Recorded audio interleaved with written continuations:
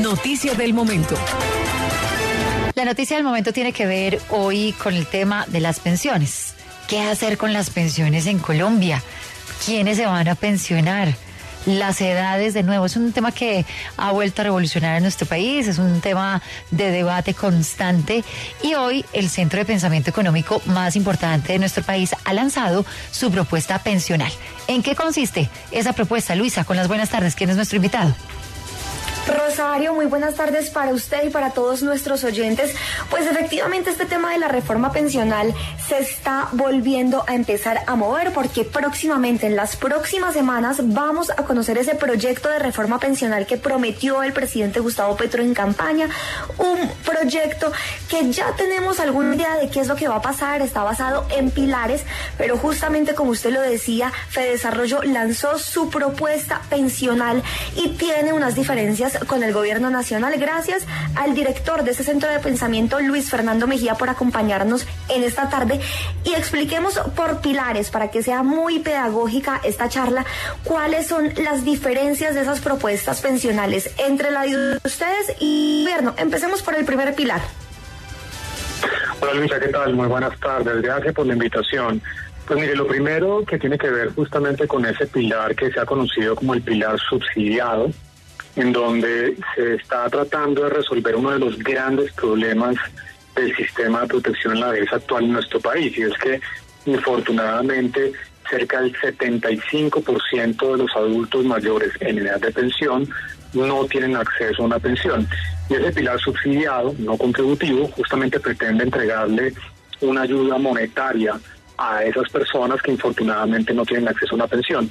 La propuesta del gobierno, al menos preliminarmente, lo que habló el presidente durante la campaña y lo que se ha venido discutiendo muy informalmente, porque vale la pena notar que todavía no hay un borrador del proyecto de reforma al sistema pensional, es que se entregarían 500,000 pesos a todos los adultos mayores que no tienen acceso a la pensión.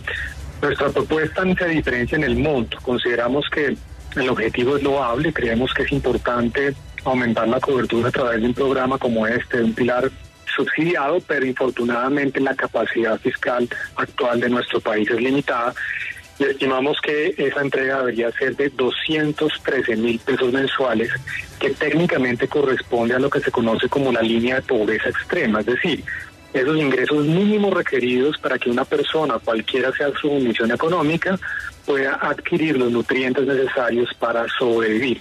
Y eso tiene el objetivo fundamental justamente de sacar a las personas adultas mayores de la pobreza extrema. Ahora sí, y justamente usted lo decía, la razón de esto es justamente por la plata.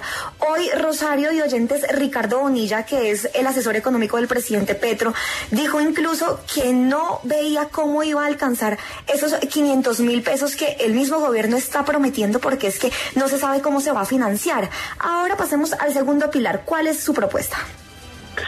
Bueno, el segundo pilar, que tiene que ver con el pilar que llamamos semicontributivo, es básicamente un fortalecimiento de un sistema que existe actualmente en nuestro país, pero que todavía no es utilizado ampliamente.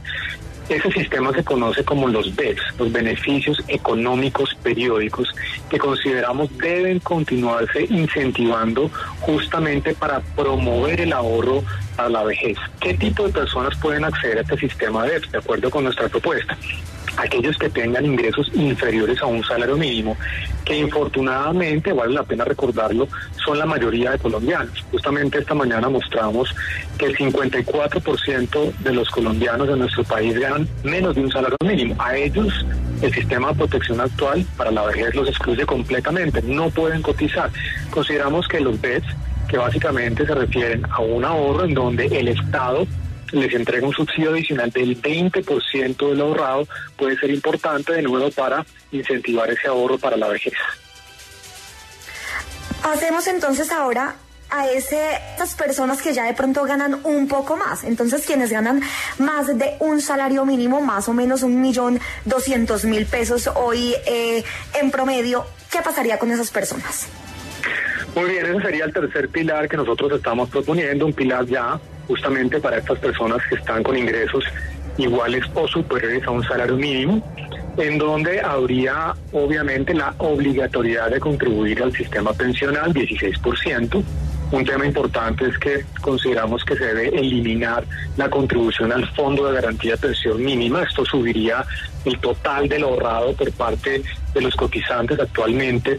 Esa cifra de los 16 puntos que cotiza una persona hoy en día, apenas 11,5 van a la cuenta de ahorro. Nosotros consideramos que deberían ser 13 puntos de los 16 que deberían destinarse al ahorro, pero consideramos que se debe migrar hacia un sistema de ahorro individual, en donde incluso Colpensiones también estaría compitiendo en ese modelo, y no solamente los actuales fondos privados. Esto es muy importante decirlo. Consideramos que debe abrirse la competencia a otros mecanismos de ahorro, obviamente debidamente regulados y supervisados, para ofrecerles rentabilidades más altas y costos de administración más bajos a los cotizantes.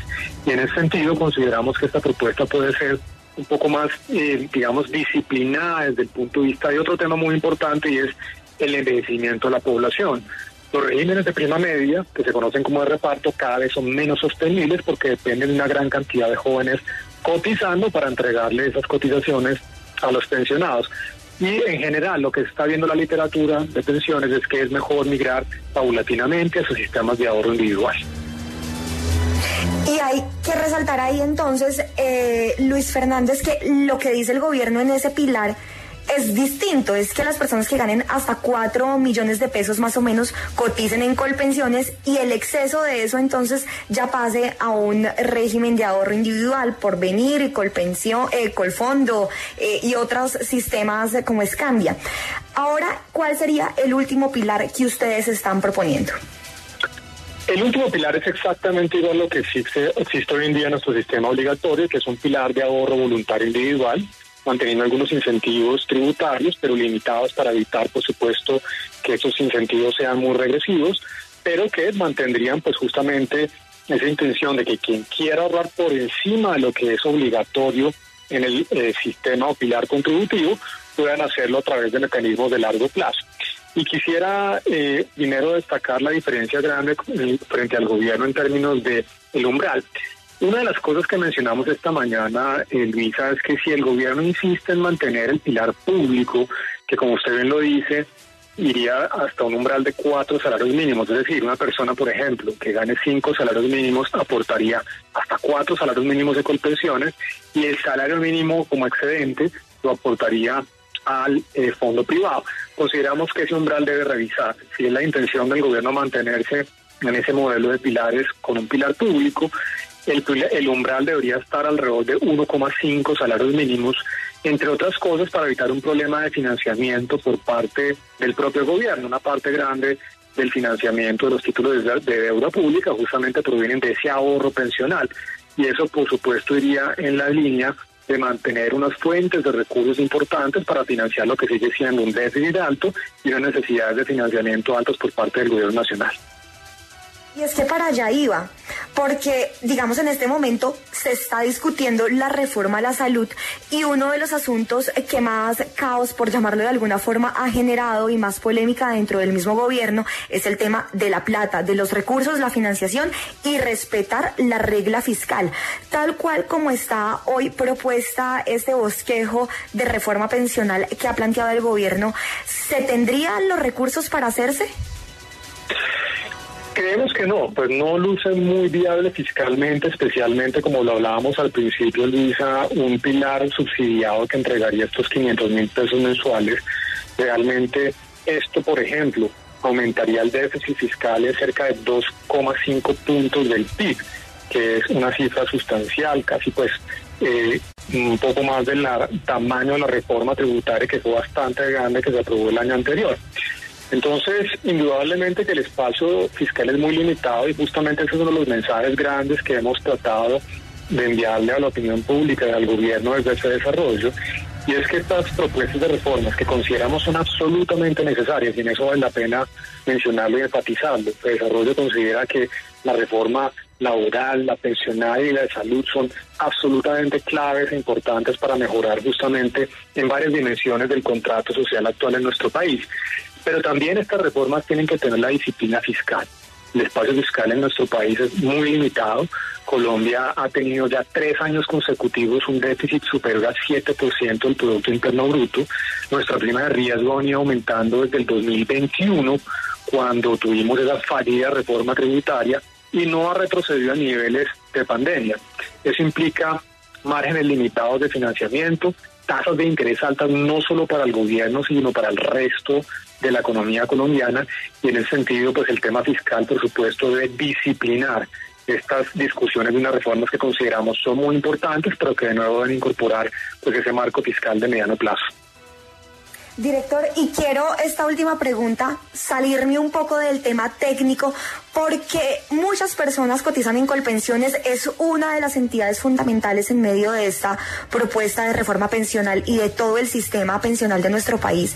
Y en los últimos eventos que se han realizado en el país, no ha asistido Jaime Duzán, presidente de Colpensiones, no ha estado, digamos, en los eventos donde él podría dar su opinión al respecto y podría también escuchar las opiniones de los gremios, de los fondos privados de pensiones y de los centros de pensamiento. ¿A ustedes eso les deja algún sinsabor? No, Luisa, para nada. Pues el director de Colpensiones se excusó de último minuto porque tenía otros compromisos. La ministra de Trabajo tampoco nos pudo acompañar, aunque también la semana pasada nos había confirmado. Yo considero que sigue habiendo un diálogo muy respetuoso, una apertura justamente a los comentarios. Nosotros naturalmente le haremos llegar estos comentarios a todo el gobierno nacional, incluyendo por supuesto a la ministra de Trabajo, al presidente de Colpensiones y al ministro de Hacienda, que también sabemos juega un rol muy importante en esta reforma, y continuaremos por supuesto con las puertas abiertas desde ese desarrollo y pues todos los centros de pensamiento para continuar nutriendo este debate tan importante que no afectará solamente a los colombianos actuales ni a los pensionados de hoy, sino que es una discusión que tiene implicaciones de muy largo plazo y que vale la pena por supuesto discutir con mucho detalle. Es Luis Fernando Mejía, director de FEDesarrollo, el Centro de Pensamiento. Gracias por habernos acompañado en Contrarreloj, y pues esta discusión sobre la reforma pensional hasta ahora está empezando. Que tenga una feliz tarde. Muchas gracias, Luis. Un saludo muy especial. Saludo para todos los oyentes de la W.